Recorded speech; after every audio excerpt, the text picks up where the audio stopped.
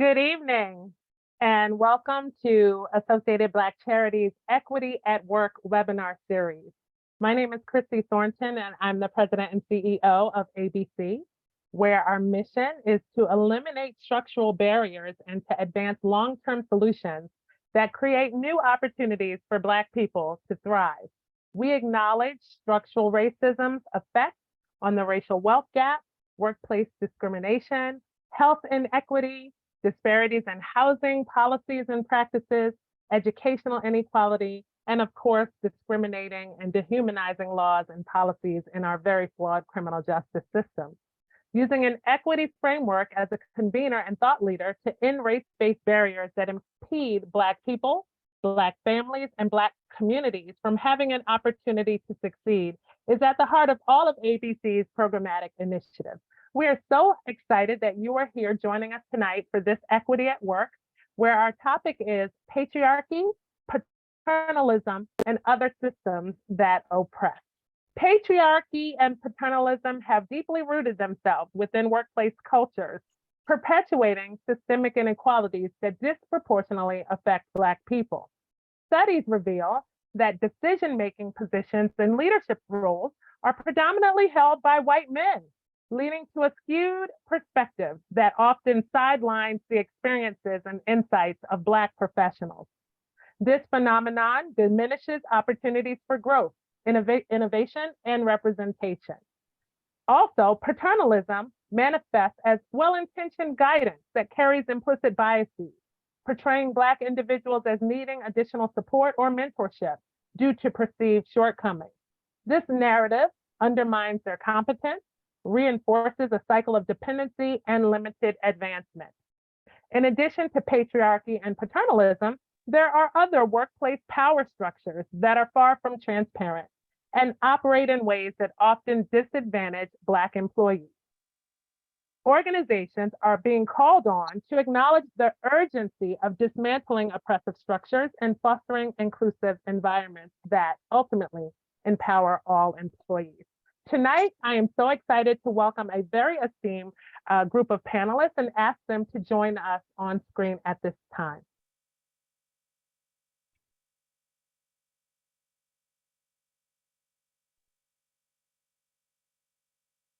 Wonderful. We're going to ask our panelists to please introduce themselves and to share a little bit about why this discussion around patriarchy and paternalism is so important to them.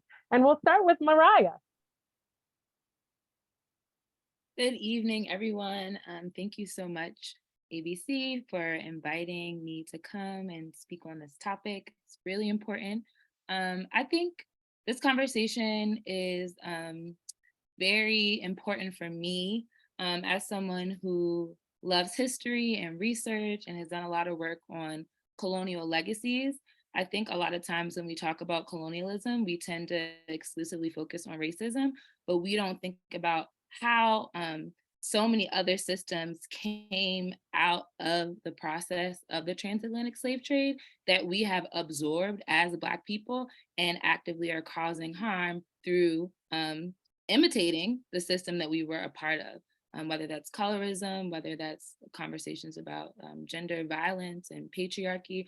All of these systems come and stem and are directly related to racism and are all interconnected. So I'm really excited to have this conversation, mainly because I want us to stop being a part of these systems of oppression. I want us to stop allowing the system to function. Something that I say to my students all the time is that white supremacy isn't functioning on its own. We know that white people are not the majority of people in the world. And so the only way these systems are able to sustain themselves is because there are Black and brown people who are actively complicit in these systems and engaging in it, whether that's knowingly or not knowing, it still causes the same harm. So I'm very excited to have this conversation.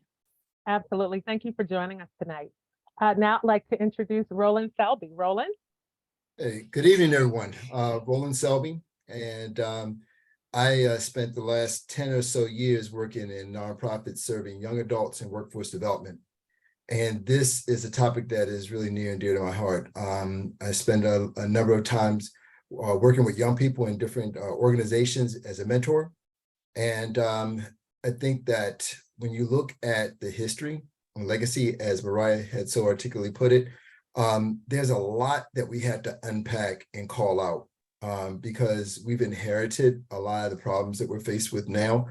And the same thinking that got us into these problems are not going to get us out of it. So we have to be creative. We have to adopt different methodologies and embrace change.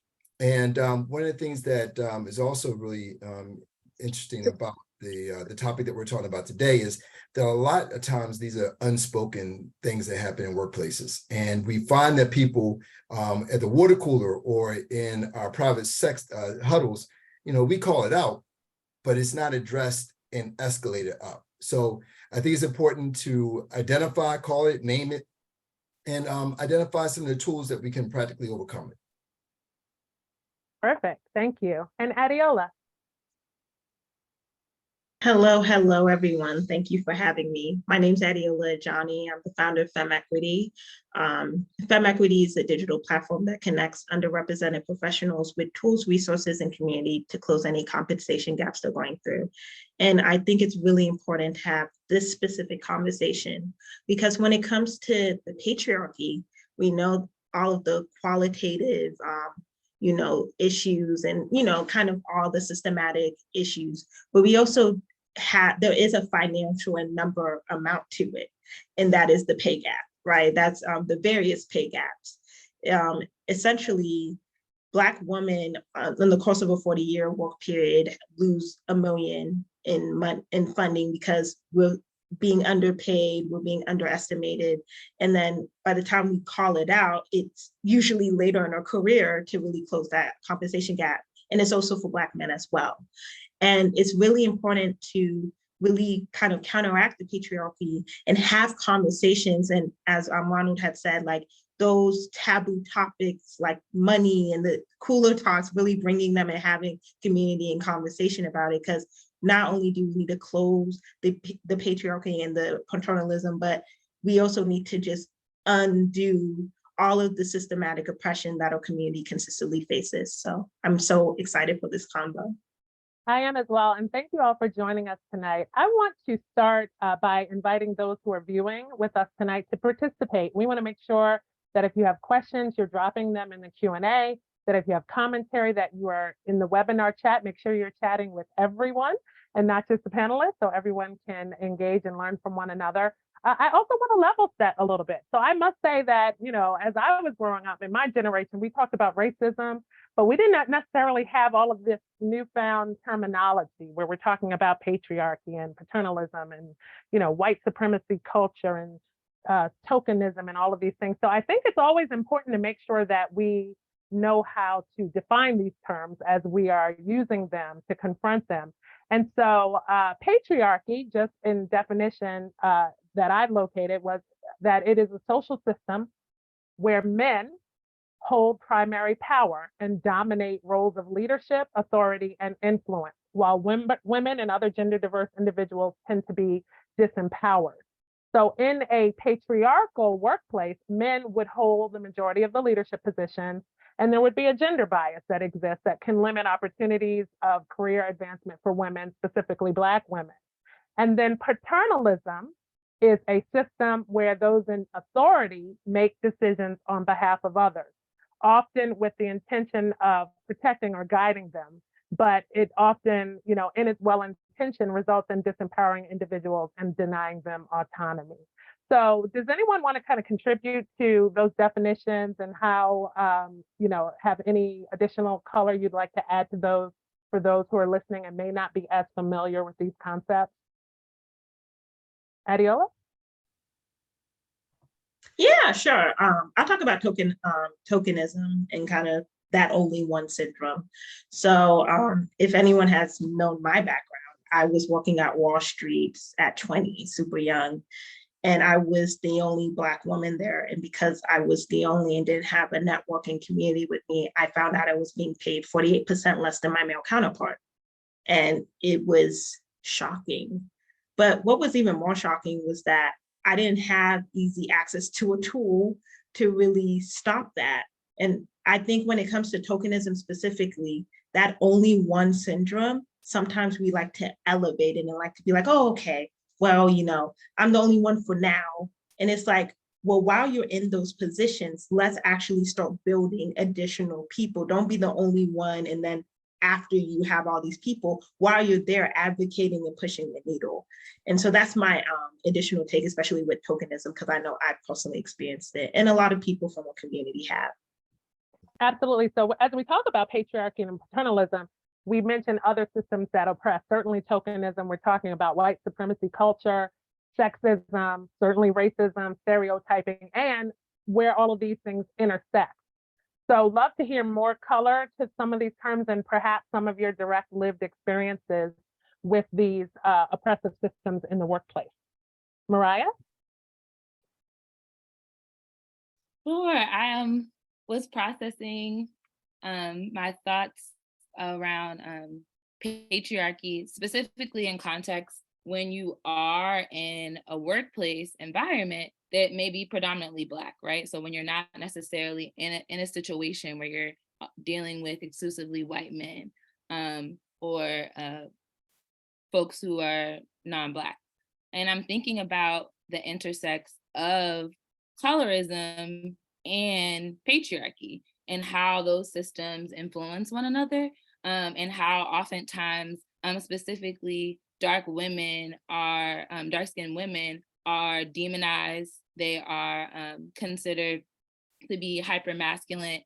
They are oftentimes written off as overly aggressive and policed in a different way. And simultaneously, light-skinned women are considered docile and sweet, etc. And how the system of patriarchy, as I mentioned before, systems sustain themselves, and in our case, not through the minority, which is white folks, but through us actively being complicit in those systems. And so I'm thinking about how we harm one another by playing into those tropes within patriarchy and colorism, and how they are directly related to one another. And I know Alice Walker talks about that a lot.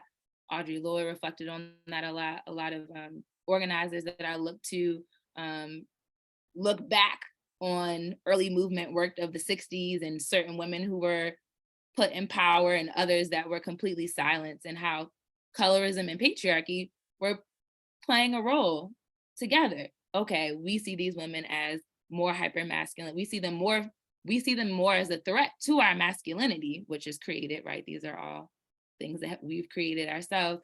And how are we going to not give those folks as much power as others? And how do women play into that? Like, how do they make the decision to either lean into that or lean out and be like, whoa, I see what's happening. And I think that's, eventually where our conversation is going to go. What do you do when you're witnessing this happen? And I agree with you. I think as we start to talk about this white supremacy culture and how Black people have had to live and walk in it to succeed, and in many cases to advance in their careers, we have to dissect what role we as people of color play in perpetuating some of these oppressive systems. I will tell you, we had a conversation about colorism earlier, and I don't know not one person that would describe me as docile and sweet, but we'll have to unpack that later, because I know I do understand what you put forward and how these stereotypical descriptions of Black women in particular hold Black women back in the workplace. What is your experience? Hey, Chrissy, I want to jump in here because based upon the gray in my beard, I think I've been in the workforce a little longer than everybody else, but I've experienced a variety of isms, and I've seen it done to women. I've seen it ageism. I've seen, it come in different forms of fashion. But what was always interesting is that I mentioned this in my introductions, we call it out in circles, in our affinity groups, in our networking groups, or at the water cooler. And what is important to understand is that sometimes we enter in a workplace and the culture already exists, and we kind of learn rules because they're implied, they're not explicit. And so when we're talking about all the isms that we've mentioned so far, you have to have like a mentor or a guide that kind of tells you how to play the game, which goes back to one of the things you asked about in our introduction, like what does the being twice as good mean? So what I've learned over the years is to play this game where, there is some masking, and I don't even know if they use this term anymore, but we used to have to wear a mask. You couldn't be too black, you couldn't be too radical. You know what? We found that you could get more change done if you were accepted, played the game, and worked behind the scenes, right, wrong, or indifferent. But I bring it up to say that in working in one of the environments in Delaware, a bank I used to work for, it was you had to be in a crew. People hire people that they like. And that's how it was taught to me. You dress for the role you want. People hire people that they like. So you want to, do things to kind of ingratiate yourself with the people in power. But at the same time, you got to be careful not to lose yourself in trying to be someone that you're not. And I know there's so much more dialogue and open conversations about it now that I think the workforce now they're armed differently. It's not new. It's not new to have a woman CEO. It's not new to have a Black CEO, although we don't have as many as we should or have earned the right. But I flagged the fact that we're having these discussions more in open forums to share tips and techniques and to expose those things. There are so many really good books that are written out there that call these things out. But it's what do we do to change it once we come into power? So we can create our own, subculture where we only hire our boys and our friends and people in our fraternities and social groups. We also have to make sure that we're looking at equity across all boards when we come into power, when we're striving to get into power, and I believe wholeheartedly and reach back and pull somebody up. It's important that we mentor and share knowledge and be a sounding board for others that are trying to figure this thing out. So I would love to share a couple of facts and statistics around these concepts that we're talking about, and then delve a little bit further into how they show up in the workplace, in real time for real people. This says, according to the U.S. Bureau of Labor Statistics, we know Black employees tend to be underrepresented in leadership roles. So in 2020, only 8.3% of executive and senior level officials, so this is C-suite, executive leadership, and managers were Black.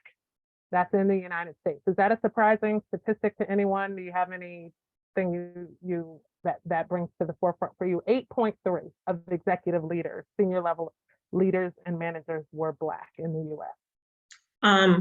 100% not surprised.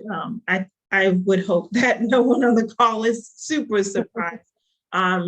Disappointed, of course, but not surprised. I would say there's this issue when it comes to underrepresented people, Black women, where we are over mentored, but under supported and under promoted too. And so sometimes we have all the mentorship. Lots of the times we don't have the sponsorship. We don't have the people to actually pull us into the room and go back for us and say, hey, she has been doing amazing. She has been documenting, and these are the updates, and she needs to be promoted. And a lot of the times it doesn't just take you to get to the next steps of promotion and to leadership. There's other people in the room who are fighting for you to be in the room, because when it comes to our counterparts, they have their people who are fighting to get them in the room. So you need to have people who are in senior leadership that are at least, mid-level to senior leadership that's saying, hey, we want to pull you up. As I go up, you're growing up. And I've noticed that doesn't happen a lot. And we really need to have those conversations of having the mentorship and not having the sponsorship, not having the support to really scale up. And I think that is a big component of the leadership gap. Absolutely. And I read recently that most Black women leave a job before ever being promoted one time. And so that's important. Anyone else have insight? 8.3%. So Chrissy, I'll jump in and just being mindful about what Adiola just said. We have sponsors and we have champions. One is the one that is actively working for you, and the other one is behind closed doors, trying to position you. And I don't know how often that happens. I don't know how many spaces those conversations are occurring. But I do know organizations like the Executive Leadership Committee, ELC. I know there's other organizations out there where they're actively looking at developing, ABC, actively working to develop leaders and people of color. And then also empowering them to be on boards, because these are some of the things that aren't taught in school. You learn it through a life process. And, you know, I love that phrase in Adiola, I'm going to steal it: over mentored, under supported. So that is a call to me to make sure that when I get off this call today, that I'm also making sure I'm having an active conversation with someone that I have a mentor or I have a relationship with. So, because sometimes mentor implies a power struggle, right? I know what I'm talking about because I'm the mentor and you're the mentee. But there's bi-directional relationships, and you can learn from your mentee as much as you can learn from your mentor. And also flag for the audience, you're never too old to have a mentor. I have mentors to this day. And when I go into a new field, I find somebody that's knowledgeable, I latch on to them. But someone said you got to read the room. Just because you're a person of color doesn't mean that's a person you want to be an ally with. So Oh, they have now to that's carry deep. themselves. Yeah, they got to carry themselves in an ethical and moral way, and they have to project themselves like they have some sense, because you know there's a study that says it's when you have your when you open your mouth that people's opinions of you are formed, solidified. So, you know, it's important that we're choosing those people that we want to emulate and latch on to carefully. I'm interested, as we continue to discuss, for those who are watching, to put into the chat whether or not you have professional mentorship and or sponsorship. It'd be interesting for us to kind of see how many people fall into a category where you actively are working with someone who is dedicated to your career and to your advancement, or if that is something that, you know, among the people who are viewing with us today, we identify a gap. Mariah, any thoughts? No, I don't have anything to add to this particular question. I think the other two panelists definitely gave great advice on the topic for sure. So one of the things that ABC advocates for, obviously, is the racial wealth gap, and not just calling it out, but working to eliminate it. It's a fact that if nothing changes, that it would actively take 99 years to lessen the current racial wealth gap. The gap is 8 to 1 in Maryland, 10 to 1 nationally, and we know that Black women in particular earn 63 cents on every dollar earned by white non-Hispanic men in the United States. And so we know that the wealth gap is a major outcome of patriarchy, paternalism, oppressive systems across all levels of education. Obviously, Black women show up as the most educated demographic. What do we think about this wage gap and how patriarchy and these oppressive systems feed into perpetuating that, making it a thing?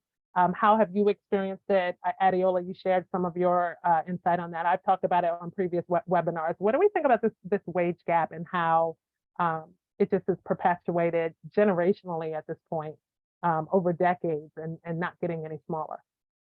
Yeah, I love this because this is where my realm is. Yeah. What I definitely know about it is, I remember when I was being underpaid, and I told my mom, and she said, "Be happy that you have a job straight out of school."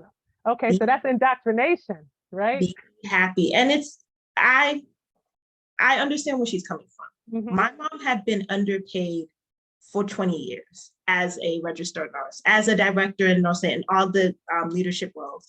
But coming from a Nigerian immigrant, you know, I'm second generation Nigerian, she came here, wanted opportunity. And what was told to her, not only as a Black woman, but, you know, as an immigrant woman, was that you need to just keep hustling to live. Like, you don't speak up, you don't speak out. That's not what we do, because you don't know how people are going to retaliate. You don't want to lose your job. There was this fear. And it's so unfortunate because in 2023, we're still having this fear that's been, it's a generational fear of, hey, if you speak up, if you advocate for your worth, you will be docked some points, you will be retaliated. And that is one of the biggest issues. On top of the 63% that we're not making to the $1 compared to white counterparts, well, white women are making anywhere from 80 to 85% to that dollar, meaning that it's not equitable yet, but it will get there It will. And so a lot of the times when we're thinking about pay disparities and we're thinking about the pay gap, we always see it from that majority standpoint of the white woman, and we don't actually understand the pay gap and even how the pay gap for the Latinx community is even less. And we're not banding together with other people who've gotten it right, who've gotten the promotions, who continue to scale up, because we are in a different time where it's not no Black women leadership. There's very small Black women in the C-suite Fortune 500 roles, but we have some. And we need to be looking and talking about a communication to amplify this 10 times, 20 times, but we're not having the conversations because of this fear in the community. And the fear has translated into, in the next 30 years, the net worth of the Black household is going to be negative. It's going to be negative, meaning that it's not going to be paycheck to paycheck. It's going to be credit card to credit card. It's going to be, we're going to keep borrowing. It's going to be that you're going to have kids and they're going to be in debt and they're going to have to pay off your debt. And we need to really start having conversations of having financial literacy, but not just any type of financial literacy, finances that works within your lifestyle and your household, and how can that empower you? Because lots of the time, the conversation about investing in things is not always attainable, but we need to have attainable conversations and reachable conversations in the Black household. And I think once we at least start that, and I know we have in a lot of spaces, but as we continue to amplify that, we will really see that transition. And eventually we'll see that pay gap really shrink. I love your passion around this topic, first of all. And I love to also see sometimes the difference in thought generationally. So you talked about how your mother really believed in kind of maintaining the status quo, like not rocking the boat. And I will say that, my mother probably taught me the same thing. And I still have a little bit of that belief system too, right? Because your generation, you all show up authentic, you're ready to knock the door down, say what needs to be said. And I still probably walk in a little bit of that fear, right? Like, being grateful, but also wanting to navigate the system, read the room, so to speak. So the question is, though, was your mother wrong, right? There is retaliation, right? And we know that you do end up getting docked because we don't run the system. Now, there's different opportunity when we do run the system, but I'm interested in hearing the other panelists' thoughts on, the concept of like, we always have to speak out, we always have to address it, and is that serving us? Is that serving us professionally? Any thoughts? Go ahead, Mariah. Yeah, no, I love that you said that, because I was thinking that exact sentiment. It's not an unjustified fear. So like, it's not a fear that, is coming from nowhere.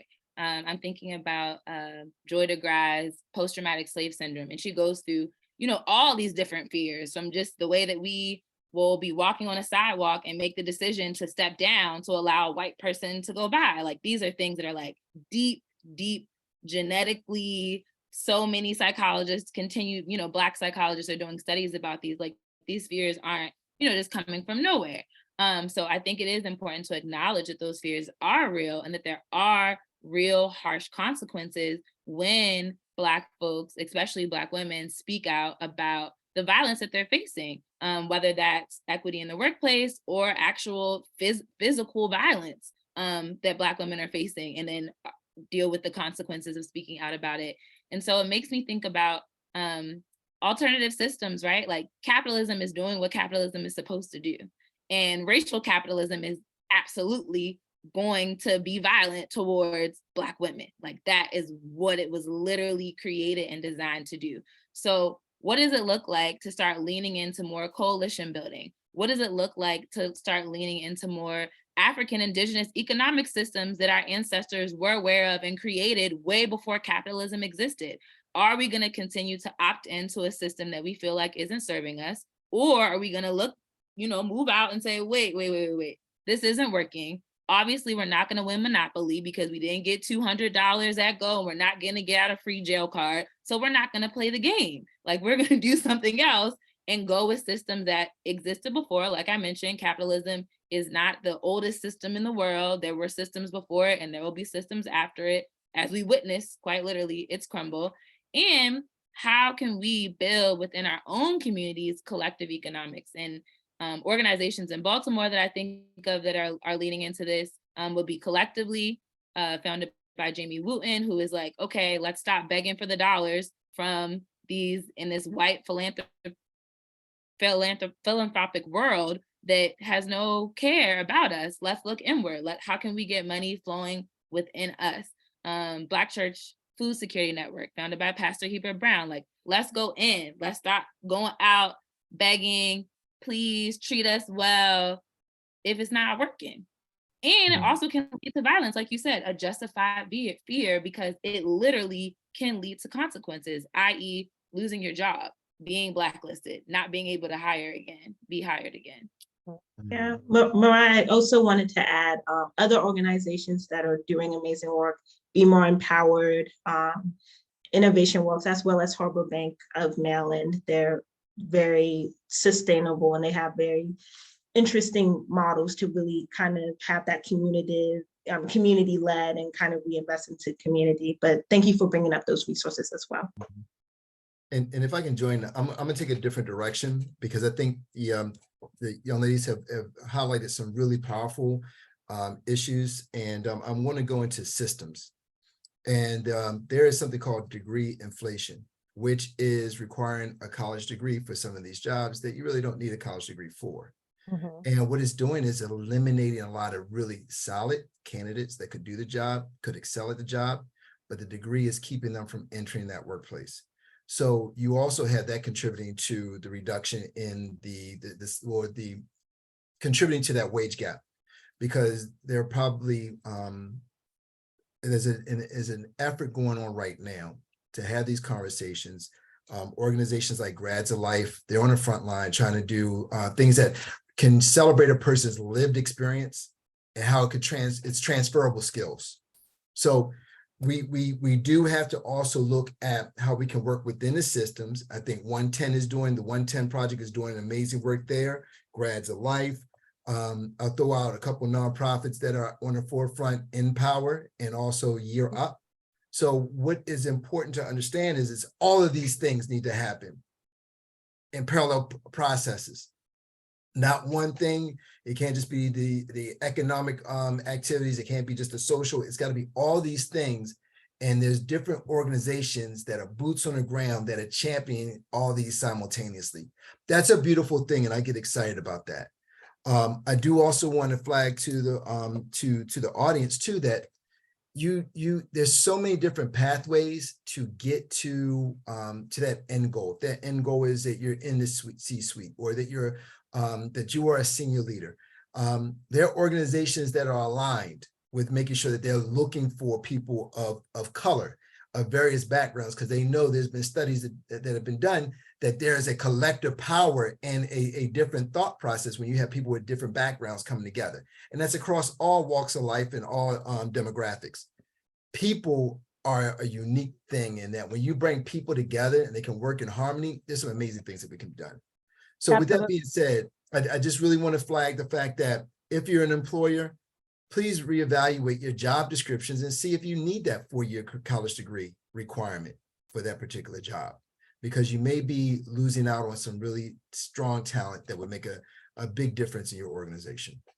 So I want to circle back to Mariah, because we have a question asking about the definition of racial capitalism versus just capitalism. So I want to give that to you, but I want to proffer in this conversation, as we're talking about creating independent financial structures for ourselves as Black people and in community with one another. You know, one of the things that tends to handicap Black entrepreneurs is that our start line is so far back, right? Not only is there the racism and funding and these things, but we tend not to benefit from the generational wealth that shores us up the same way our counterparts have to step into entrepreneurship. I remember years ago, as an entrepreneur, I owned franchises, and 100% of the responsibility, the financial responsibility was on me. I didn't have, a rich grandfather or whatever else that had left me the resources that I could rely on. So in some cases, unfortunately, many people in our community have to live and rely on the systems that are in place just to get by daily. So I can, there's a natural fear to start to believe you can operate in a different system of economics that is not reliant on a paycheck or, the man, paying you every other week. So I'd like to talk about that, but also, Mariah, go back to you to talk about racial capitalism, and maybe we can talk about, everybody can't step out as easily, right, because of the systems that are in place and create this independence around their finances, which causes us to have to play in the sandbox of patriarchy and paternalism. So, Mariah? Yeah, you're getting to great points about privilege and, if everyone can't put their neck on the line, those that can have even more responsibility to do so. And oftentimes they don't. So to define racial capitalism, there isn't a difference, a distinct difference between racial capitalism and capitalism. Racial capitalism just suggests and infers that capitalism literally exists because of racism. So the foundation of capitalism itself came from, this is going behind the theory of racial capitalism, came from the transatlantic slave trade. So associating Black bodies with profit and capitalizing and profiting off of them for centuries. And it continues to function in that same way. So racial capitalism, simply put, is simply the ideology that capitalism cannot sustain itself without the exploitation of marginalized people, especially Black people. Yes. So some of the other things that show up as we talk about oppressive systems in the workplace, of course, we talk about this all the time: workplace discrimination, microaggressions, discrimination in hiring and promotion, so lack of advancement, lack of economic mobility. But let's talk about this patriarchy. We're talking about white men being, at the top of these power structures. When I was coming up, it was called the Good Old Boys Club, right? Is there any infiltration of that for Black people? Is that a thing? Are we literally able to infiltrate? I know some Black people maybe believe they have. Is that a thing? Is that a possibility for us to consider? Roland, I'd love to hear from you. So I might be a contrarian on this one. I believe that the Good Old Boy Network exists, but I've also seen a number of my peers and my mentors overcome and break through, right? So it exists. It's a struggle. It's a culmination of a number of things. Again, I kind of go back to, sometimes you inherit the rules of the game when you start in the workplace. And some people are really masterful at being able to adapt to the rules.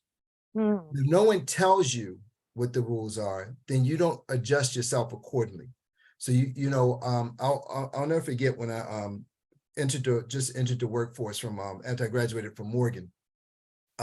There was some do's and don'ts that no one shared with me, and they thought it was funny to see me fail because I didn't know what the rules were, right? And it wasn't until people pull you aside, like, hey, don't do that. Hey, you want to be here 20 minutes early, not walking in the door at 8 o'clock. If we don't teach it in school, we don't talk about it at the kitchen table, when are we going to actually learn these things? So someone's got to kind of share this information with you. But going back to this Good Old Boy Network, it exists, but we're infiltrating. I mean, when I think about what I think it's Michael Heider with the ELC, he's doing some amazing things, having these discussions and helping to train up the next level of executive leaders. Black, white, male, female is more what I'm trying to say. But they are also part of organizations that are reaching back. So I see a lot of the work behind the scenes. It's more to do, and I don't want to get twisted. It's more to do. But there are conversations being had and there are programs being established to help break down some of the Good Old Boy networks. And then also it's industry specific.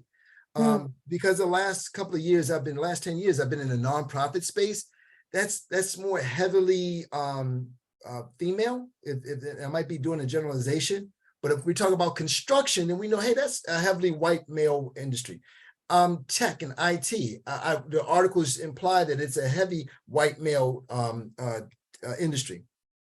So we have to have those networking groups and ERG groups and organizations, and the professional organizations like the National Black Accountants or the National Black MBAs. They also have to, and I know they are, I'm not a member in all of them, but I know they're having these conversations to train people up to break through those ceilings and start kind of disrupting, hacking that good old white boy or the good old boy network. So, so I hope, Christy, I hit on some of those things. You did. I have to tell you, I disagree. Okay.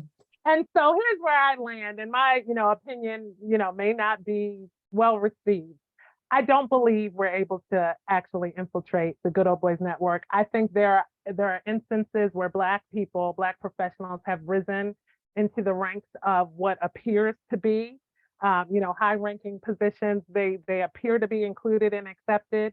They appear to be part of the group of authority and decision makers. But I always feel, and this might be me being cynical, I always feel like you are one missed event away, one misstep away from just being, the outsider, right? Like, you're good while you're good, but when you're not, you're not. And that may be because I was brought up in that kind of fearful generation that's a little less trusting, because I see some of my counterparts, C-suite people, smart, seemingly in the circles. And I'm always looking like, yeah, brother, wait till they, wait till the moment you're no longer in the circle. I always feel like that's a thing.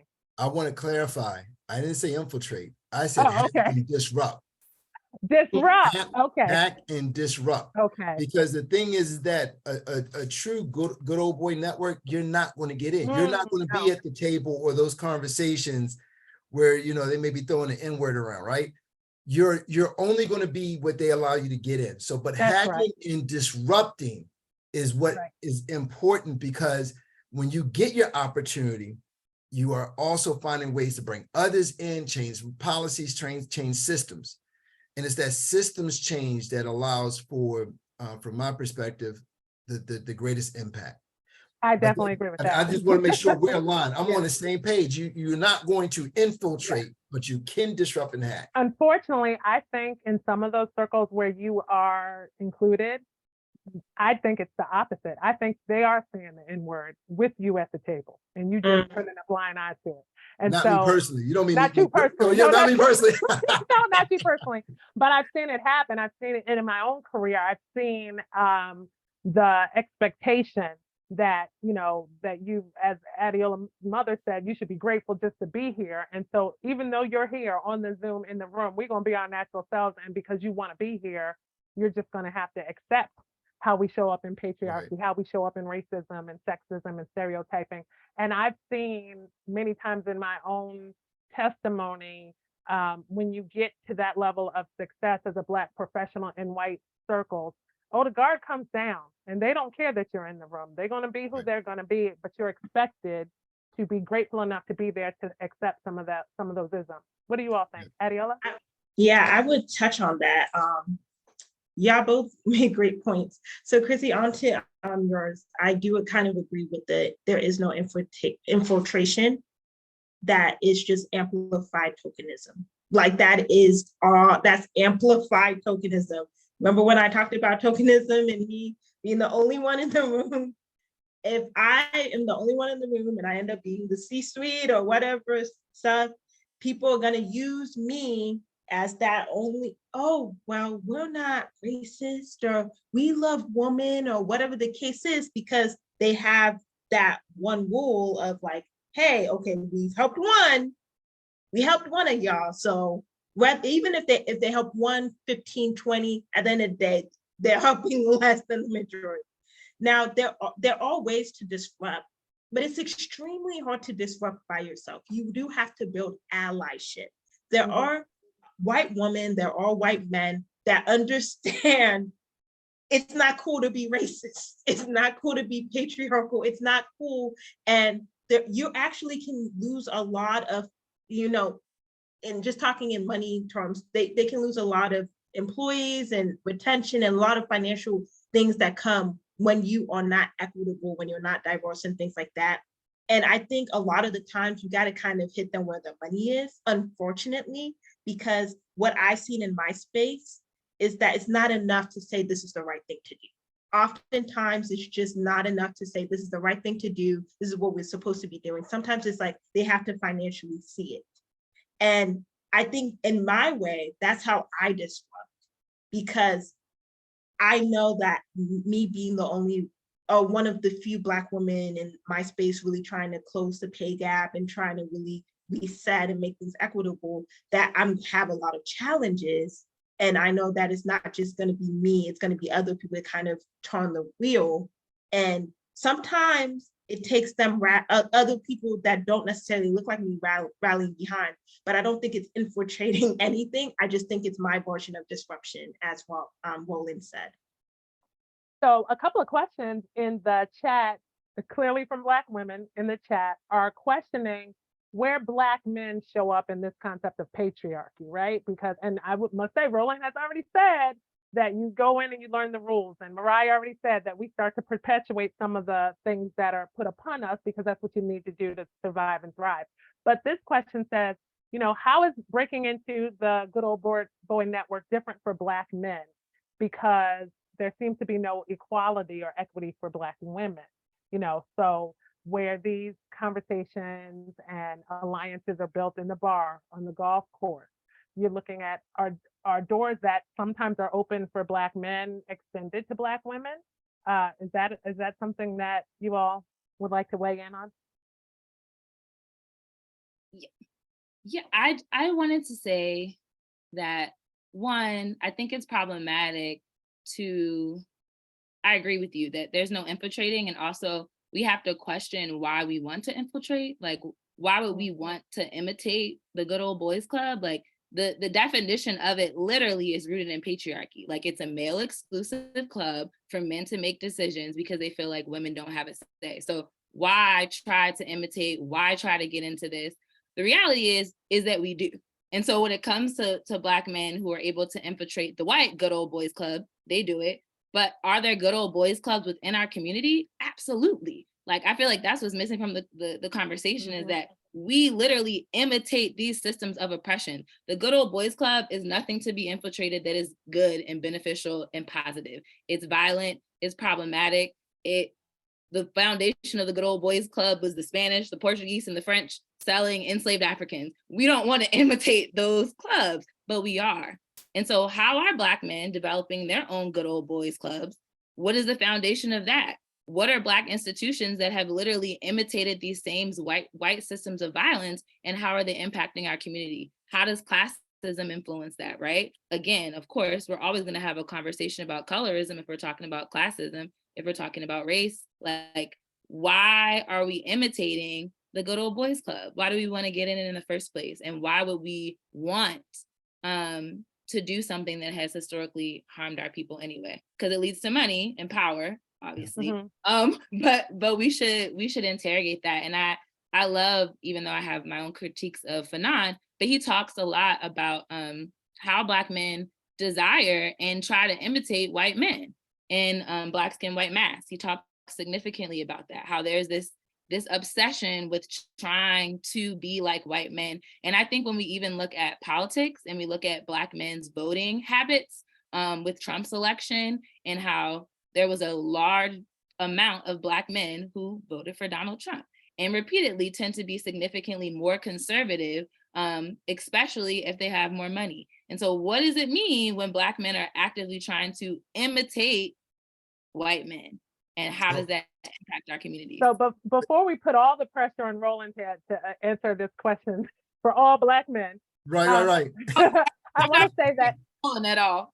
I was in a dialogue at a meeting, and Davon Love of Leaders of a Beautiful Struggle lifted this. He said some people are looking to build a better plantation while other people are looking to dismantle the plantation. I really had to internalize that for myself and realize, like, you know what? I probably, as a human, fall somewhere in the middle of that, right? Because while I want to dismantle systems of oppression and violence and hatred and all these kind of things, I also like money, right? And we know that money and power and these kind of things determine a lot about your life, where you live, what you eat, where your kids go to school, you know, how you're able to function, the decisions you're able to make for yourself. And so in my mind, for my generation, you know, yes, I want to dismantle the systems, but then there's part of me also that wants to be successful, right? And knowing that in order to be successful with the way things are now, at least in the way I've navigated my career, there's a little bit of infiltration that has to happen. There's a little bit of, you know, emulation that has to happen. And so it's a hard and fine line to walk. While I'm watching all of you who are much younger than me like, nah, we're gonna burn down the plantation, we're gonna build our own. And I'm just like, y'all gonna be broke. But you know, that's just my generational bias coming forward. But Roland, we putting you on the line to answer for Black men, and just thinking about you know, what Mariah said about, you know, the desire to infiltrate and where that comes from and where we all land on that and how we can advise other people. Yeah, so I want to lead and preface this by saying I'm not the spokesman for Team Black Male. I'm going to say, you know, we speak in generalities, but I do want to say as many belly buttons as people have, we have opinions. And That's even right. in my circle of my friends, we don't all agree on everything, right? And with that being said, I know that there were some Black men out there supporting Trump, whatever their rationale was, it wasn't me. And it was a small number, right? So we're not talking about the masses. We're not talking about half. We're just talking about there was a number of Black men. I don't know what the number was, but then also the concept of striving to be white men. I'm from the generation of the Source magazine, right? And so we were middle managers striving to, you know, get our career started. And when we went home, we probably put on sweats and Timbs. We were listening to hip hop. We were listening to hip hop when it was still underground tapes. So that's the generation I come through with the 80s, right? I say that to say is that my friends, we kind of cut different. We're built different because we had to play a game and wear a mask, but we were able to joke about it when we got out the office because we knew what we were doing to assimilate, but to get in to create disruption. We didn't know what hacking and disruption was back then. We didn't have cell phones back then. But I say this to say, I don't know anyone who wants to create a good old boy network, but I do know that we use our network to thrive. I think we all learn how to network and find like-minded people that you can bounce ideas off of, and that may actually be able to be an ally or a partner to help you achieve some of the things that you're trying to achieve.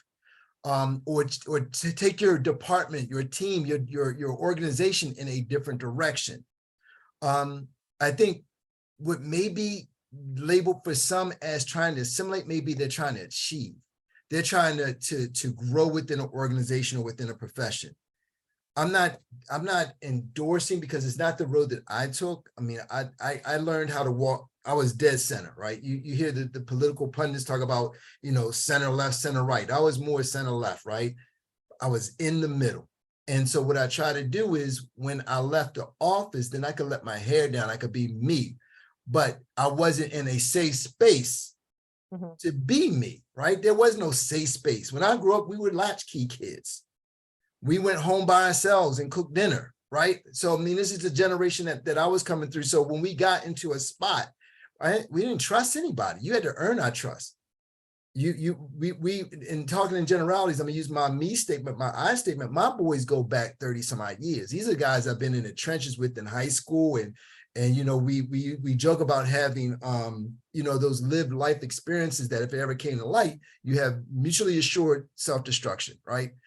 What I'm saying by that is that we have deep relationships, and that we've been, in a number of cases, you know, there's some people that were in my circle that have been mayors, that are governors, that are CEOs now, but we weren't always this. I wasn't always the guy wearing a bow tie. I'm not wearing a bow tie because I want to emulate being white. I wear a bow tie because I like it, right? So there's some things that as a Black man, I have the benefit that I can flow between listening to Jay-Z and hip hop, and then going to an opera or to a play. You play the game. You learn to like things that you learn were different. You weren't exposed to. And also, let's talk about one playing last the thing I game. want to say. One last thing I want to say. So coming from Morgan, you know, Morgan alma mater, Morgan taught us a lot coming through the business school about how to think and how to create that network. Because your network is your net worth. Those are the people that are going to support you, back you, if you need someone to just talk some sense to you. So a lot of these items that we've talked about and isms we talked about tonight, they have core similarities. And but I do just want to come back to the fact that we got a lot of generalities being thrown around, and I just want to, you know, raise the fact that all Black men aren't evil and trying to be Trump supporters. Oh, no, no, not at all. But what I want to, and I love to throw this to Mariah and Adiola, because having done these Equity at Work webinars since January, there is a consistent undertone. And I see Kim in the chat talking about playing the game, the way Roland just talked about it, and the way I talk about it. There's a clear generational divide, right, in the Black community around thought. Yes, play the game, dismantle parts of it, but not really thinking about burning it all down because we want to benefit from the system that's put in front of us. What I've observed from conversations from a little bit of a younger generation is not that, right? It's more like, how do we, through self-determination, pick ourselves up by our bootstraps and create and build our own? With that kind of consistent differing in thought, how do we build community to dismantle these issues when we're not on the same page generationally? I don't know if we had to be on the same page. Okay. Malcolm and Martin weren't on the same page. And that's why I talk about, you have parallel paths to different, different results, but a common goal. Yeah. I admire, what the young ladies are saying today. And I've learned a lot. I'm taking a lot of notes over here, but I don't think we all have to be one mind, or one mind hive, right? And I think the variety of opinions, experiences, all can lead to, as we kind of come together in harmony, can lead to some really good wins. Okay. Yeah. Any other thoughts? I would add to that. Yeah, I don't think that we all have to, I don't think we all need to be playing necessarily this game. I just feel like, and I've always said this, I feel like when you have ownership and autonomy and you have your own communities built, the game is very different. The quote unquote game is very different. And I think the biggest issue is that we keep playing this game that's set up for us to lose. It's not really intended for Black and Brown folks to win, not intended for women to win, not intended for no one to win except a white man. And then we're like, okay, let's take this game and let's let's switch a little bit. Let's put a little, let's put a little spice in it and let's see if it, and it's like, no, we have to build from scratch, build up a whole different type of thing. And I think that's the biggest issue, is that we need to be on the same page, that the game that we're going to create is vastly different than what we were pushed into. We were pushed into these systems that said, I have to do X to get here. I have to do Y to get there. By the way, when I do X, Y, and Z, I still might not get there. But what the reality is that we need to transition and have different tools and structures to be like, okay, I don't have to participate in this, and I can still get the results I'm looking for. Granted, it is not easy. I always think, because people are like, oh, you think that it's all easy. No, it's not easy. It's not supposed to be easy, but the work has to be done. And I've consistently been on that framework, that this game that they consistently tell us to play, I do not want to participate in the way that it was told for me to participate. And I understand the results and the outcomes of not participating in the way it is. Okay. That's the thing. It's like, you've got to choose for yourself that, okay, if I'm going to change it and transition in a different way, I know what comes with that. And you need to be able to stand with what comes with that. And so that's why I stood with it. There's certain things about the game that's beneficial and stuff, but at the end of the day, if we want to really have systems change, if we really want to demantalize patriarchy and paternalism and all these things, we really cannot continue to uphold these systems. Like we gotta to break them down and start from scratch. So I really want to hear what Mariah got to say. No, I love what you had to say, and I agree. I'm definitely not about playing the game.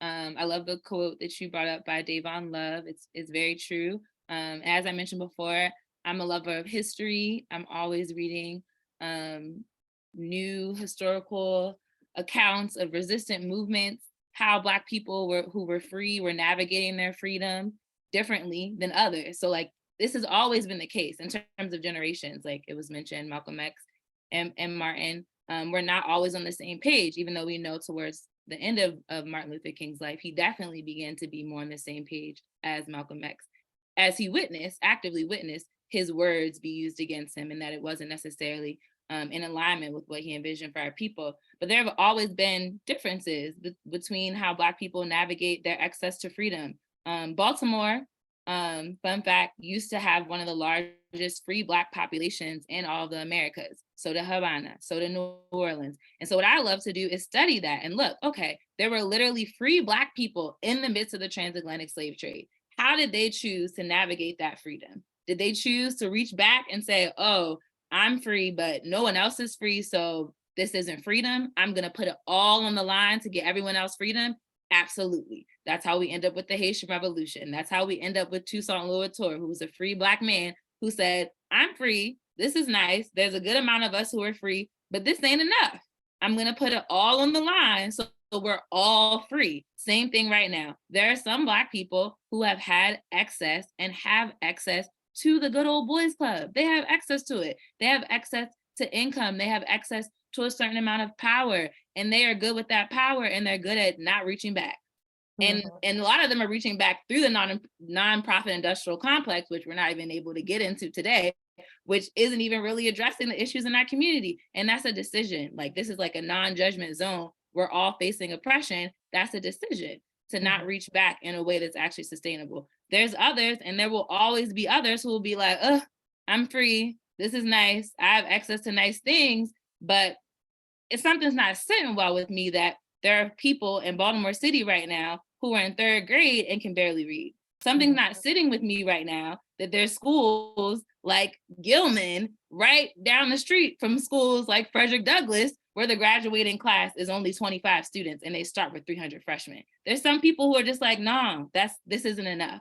I've got mine, I have mine, this is great, but it's not enough for me. And there's so many. I could like go on a rant of historical figures like Stokely Carmichael, who went to private school his whole life, right? Like, he had access to those things. He could have chosen to just be with the Black folks who had money, but he didn't. He was like, no, this is not enough. Even if you look at Huey P. Newton, it's so many Black leaders that we look to, they had access to education. Like, they literally had access to be like, ooh, bye y'all, sorry that you don't have the same access that I have. But instead they said, no, I'm gonna put it all on the line. Literally, I'm gonna put it all on the line because this isn't enough. None of us are free until we're all free. That's amazing. And I want to delve a little bit more into how we can start to build this community where people will reach back and pull forward. Before that, I want to put something on the table. I recently spoke with a HR representative, and she specializes in a lot of the DEI and belonging work that's happening now in corporate structures. And these terms, as we talk about patriarchy and paternalism and white supremacy, they're being used in a widespread way, right? But her thought was that in some ways they're being used to justify not only our disinclusion, but also just a lack of professionalism, right? And used to kind of justify, in some cases, not conforming to the expectations of corporate structure.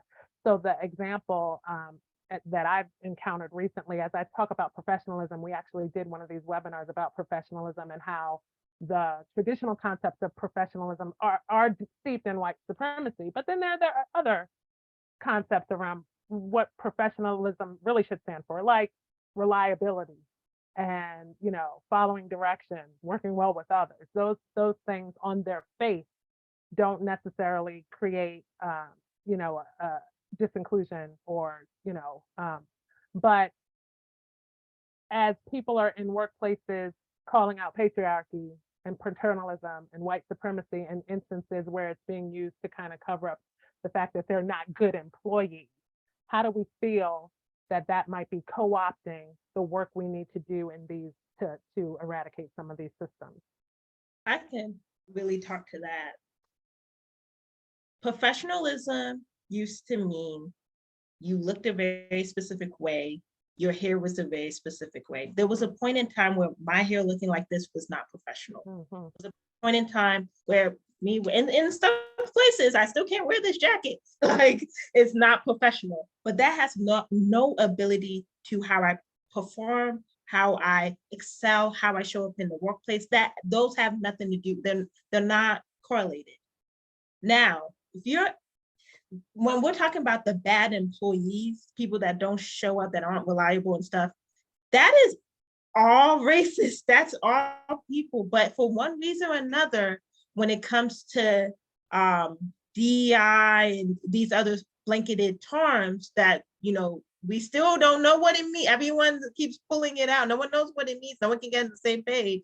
It's always talked about with non-majority folks, minority and Black folks. That's what it's always focused on, right? It's never focused on white counterparts, and they'll always kind of, hit on the wrist, and it is what it is.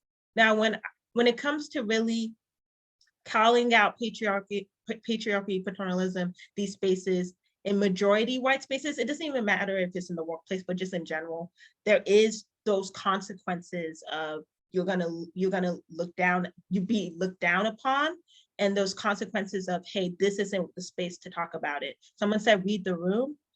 You have to choose if that's the room you want to be in. Mhm. Just do. And if you're in a workplace that says you can't talk about this, that's your choice. And your choice of wanting to work there, knowing that this is the thing, even though your income is very important in getting that money, you have to decide if this is a place you want to work at and stay in. And then on the HR side and the DEI side, we really don't know what DEI means. We still, to this day. And then the second thing is, most importantly, when it comes to inclusion, we are still a non-inclusive economic community. We still don't have inclusivity in lots of spaces, right? I love what Roland had talked about with the degree being, not having the degree, or in some spaces they call it the paper sailing, right? You have to have this diploma or whatever, this degree to get into spaces. And then when you come and you show your certifications or your diploma and all that, but you still bring your authentic self, it's still not enough. And I think it's really important to understand that it isn't poor performance that ties into why we're bringing up these spaces. Those don't have any correlations to one another. But then as we have to have autonomy as the individual to say, is this something I want to participate in? I know people that do. There was a place I was that person that did. And so there is no judgment in that. But you got to understand that for yourself and then move accordingly, or nothing's really going to get resolved. Anyone else? Sure. So professionalism, I agree with Adiola that professionalism oftentimes is directly related to anti-Blackness. Like a lot of the policies that are associated with being professional are anti-Black. And as I mentioned before, a lot of our own organizations and entities, and just as individuals, we have internalized those. And so I am always interrogating all the time. And I feel like all Black people, like, we have to do this. Like, what is my actual belief and what is something that I'm being told to believe? So do I believe that this is professional, or I've been told, or it's been placed upon me to believe that this is the only way to show up professionally? And I think that experiences oftentimes influence the way that you view professionalism. I went to private school the majority of my life. I've been around a lot of white people, and the way that Black people view professionalism and the way that white people do is totally different. It is not the same. We hold ourselves to a completely different expectation. Been in spaces with extremely wealthy white folks at meetings, and they are in jeans and flip-flops and chilling, and it is completely okay. So like, the way that we have really internalized these ideas of what it means to be professional, we've created them. And again, going back to that conversation of where the determinants of how we want our realities and our spaces to be, we create what professionalism is. Like, we determine that. Is it unprofessional for someone to speak up? Where did that culture come from? Where did the culture of condemning or persecuting someone for speaking out come from? It came from the slave trade. Like, it came from plantation societies. If you speak out, you get persecuted from that. So like, how are we determining what's professional and what's unprofessional? And then I also just wanted to say about DEI, because my organization, the African Diaspora Alliance, we facilitate anti-racism trainings. And we're very specific in that language that we don't provide DEI trainings, because DEI, in my opinion, is quite literally rooted in anti-Blackness. The word inclusion insinuates not anything having to do with disruption or dismantling. It says we are trying to fit you in to something that already exists. It's not saying we're trying to rip it to shreds and create a new space where everyone feels safe. It's saying we are trying to include you. So please teach us how we can more gently talk to you, or we can put up a Black Lives Matter sign on our organization or our store so that you feel included. But we don't want inclusion. Let's speak for myself. I don't want inclusion. And I know that a lot of other Black folks don't want inclusion, because inclusion is not equality. That's not what it is. It's not the same thing. And if you're not really committed to true equality, you're going to use languages like inclusion. And in a lot of these DEI trainings are that. It's simply teaching folks how this is what our culture is. This is what we're doing. Please use this type of language. No microaggressions. Do this, do that. But it's not dismantling the systems. No one's calling out leadership. No one's saying, oh, wait, this is problematic. What's going on here? Like, that's not what's actually happening. And so I'm not really a huge advocate for DEI. And I think that a lot of it has been really problematic. So as we start to shift a little bit, we're going to check in on questions. Excuse me, Chrissy. Oh, I'm so sorry, Roland. Go ahead. Yeah. Let's hear what your contribution is. So that was fascinating, and I want to focus on two things: professionalism versus norms. Okay. I've started to go away from saying professionalism. It's norms. If there's a set of behaviors that people expect, that's what we consider normal, right? And if we do the behaviors that are not what we expect, that's abnormal behavior. Mm-hmm. So one of the things that we try to teach our young people in some of the programs and mentor programs is how to be your authentic self, but stay within your boundaries, right? You can be real, but you don't need to stand up on a desk, right? I'm not saying they would, but I'm saying there's behavior that we want to make sure people understand that there's certain parameters to work within, right? You want to circumscribe your behaviors to fit within what's acceptable in culture. I had someone challenge that theory by telling me, when I mentioned that, when I was a kid, I went through etiquette class, and they're like, etiquette class is rooted in slavery and racism. I'm like, how'd you get that? By me learning what fork to eat with. Well, there's norms.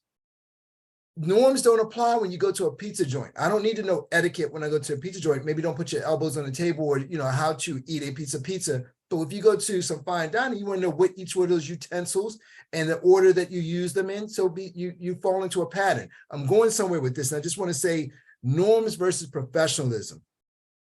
The professionalism is, I'm trying to help be able to interact with other people so they understand where I'm coming from, I understand where they're coming from, because we're meeting in some implicit or explicit set of behaviors.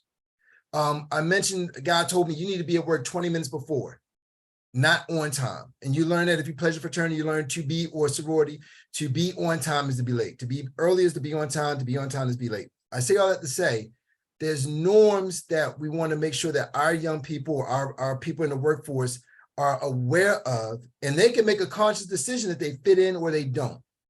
I want to make sure that I raise also the fact that I've been in a meeting where a guy comes in with jeans and a flip-flop, although his jeans are $300, and there's a arrogance, or not an arrogance, there is a perceived privilege that he could do it. I can't do that. I can't walk into that space. So you also have to know what your boundaries are, right? You can't do everything. My wife always says my ice has to be colder when you're a black person working and she gets it from her parents. Her parents said that. We have to work extra hard to be seen as equal. The professionalism sometimes is the game that helps eliminate one thing that can ding you on, right? If I comport myself in a certain way, I don't have to worry about my manager coming down on me. I show up on time, I'm dressed in a way that you're accepting, and then maybe my work product is exceptional. I don't have to worry about you scrutinizing everything I do. So I want to come from a black male's perspective, where my lived experience was, as a black male, you're already coming in with a deficit. So we have to work extra hard to get the bank account to a positive, but don't let something happen to take a withdrawal from that account. We used to say, for one attaboy, one oh boy will wipe it out. So professionalism, I don't like. Etiquette, I'm learning how to think differently about that, but norms. And I think one of the things that Trump exposed us to is the fact that abnormal behavior will deteriorate a society. And that's what we're faced right now, where people aren't behaving the way we expected them to be. They're not behaving the way that in the past that behavior was acceptable. And so, you know, they're being their authentic self and they're calling all kind of BS. But we got another group of people who are challenging and pushing back. So you know, it takes all to make this this cultural win and break down systems. But I'm of the school that we can't destroy the system. We gotta alter it, but not maybe smash it and rebuild it. So that's just my bias. Okay.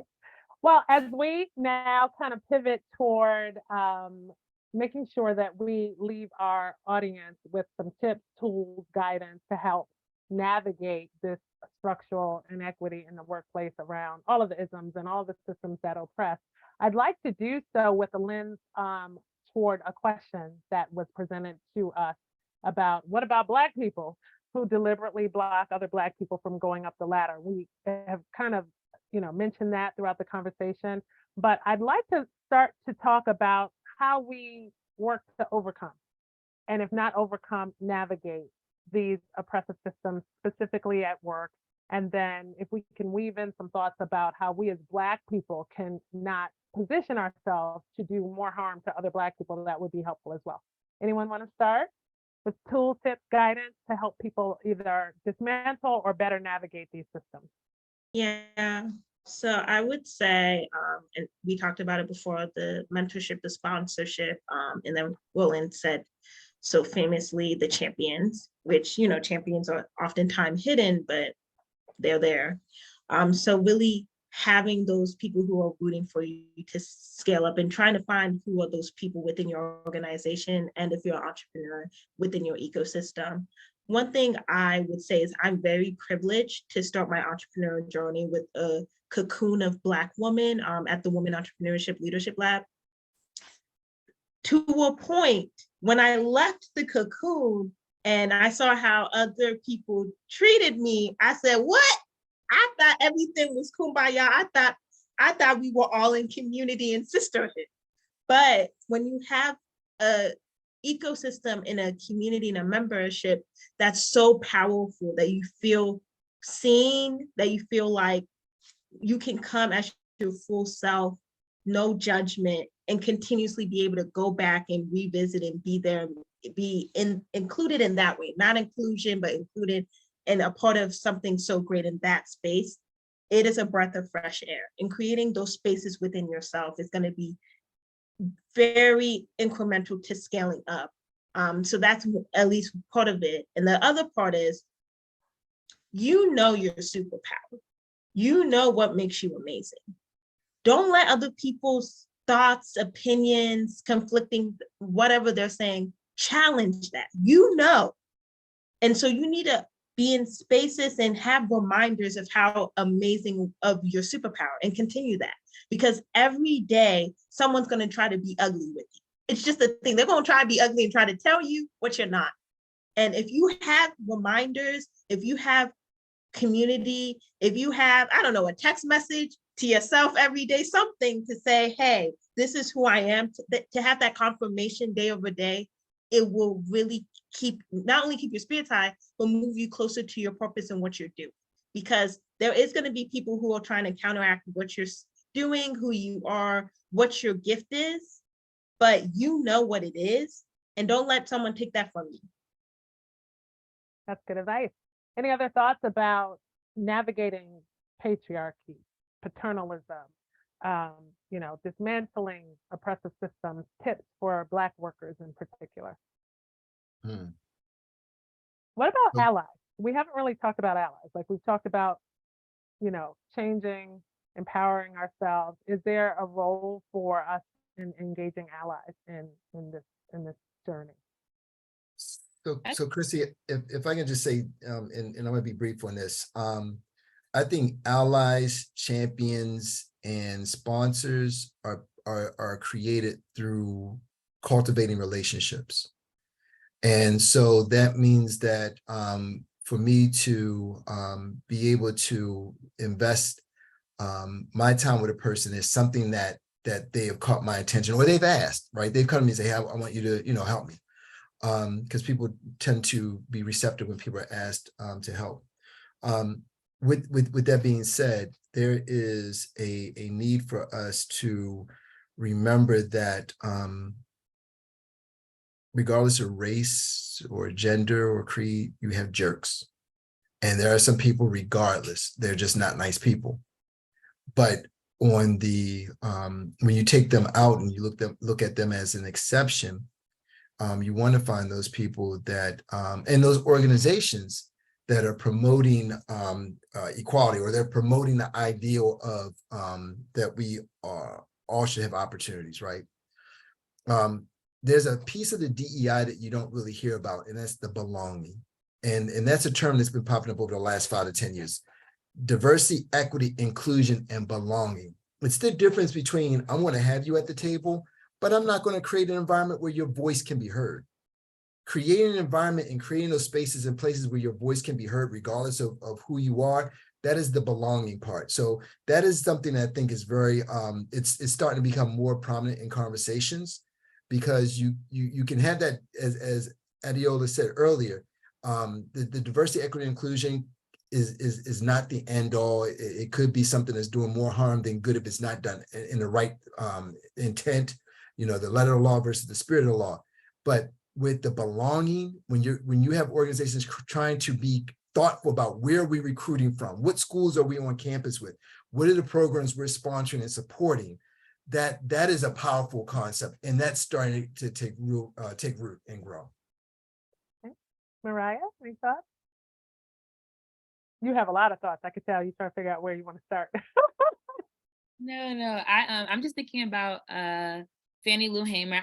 I feel like I just want to address in terms of like generational differences. I think a lot of times we create these like, there are generational differences, absolutely, but within every generation, there's always been different sentiments about where we should go and where we should move. So like, I don't want us to begin, I feel like it's ahistorical, one, to like start to associate certain generations with like being less radical or being less dismantle the system, because there has always been folks who were about that life.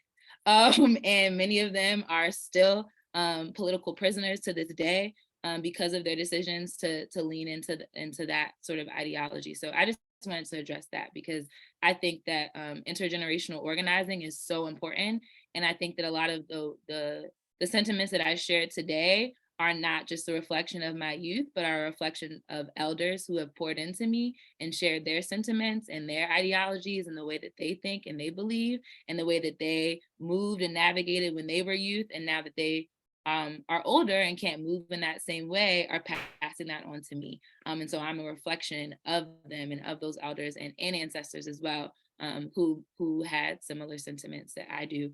In terms of tips to navigating the workplace and addressing patriarchy and paternalism, I think we didn't get to talk about paternalism a lot, so I'll talk about that a little bit. But again, I'm thinking about Fannie Lou Hamer, nobody's free until everybody's free. So if you are complicit to any of these systems or unaware of how complicit you are being, it takes that interpersonal work of digging deep and asking yourself and challenging yourself, how am I contributing to these systems? Now I'm aware of these systems, right? Like some people aren't even aware of them. We have the privilege to even have the language to name them. So we have the awareness of them. Now, how are we making sure that we're not complicit in them? How are we making sure that we're not perpetuating them? How are we making sure that we're not beefing them up and further contributing to them? And also making youth aware of these systems. I work with young people a lot, and it's so beautiful to witness how students feel empowered by being able to name things. I remember the first time I heard my student use the term classist, and she was so excited that she could use it because someone made a comment about how everyone has iPhones. And she was like, wow, Miss Mariah, that was really classist of them. And she was so excited that she had a term to describe that feeling that she has felt her whole life, like she's dealt with classic experiences her whole life, but she had a way to describe it. So if you have the awareness of those systems, you have the capacity to do that introspection work to see if you are complicit in those systems as Black people, to make sure that we're not upholding these systems of oppression. And then in terms of paternalism, that term always makes me think automatically about nonprofits, and how a lot of nonprofit work, specifically on the continent of Africa, is rooted in paternalism. Assumptions about what folks need in Africa, assumptions about what people don't have in Africa, assumptions about the lack of knowledge that the continent has, that are all rooted in fallacies and anti-Blackness. And so organizations literally being created to fix issues without even asking people from those communities how those issues should be addressed. The same exact things are happening in Baltimore.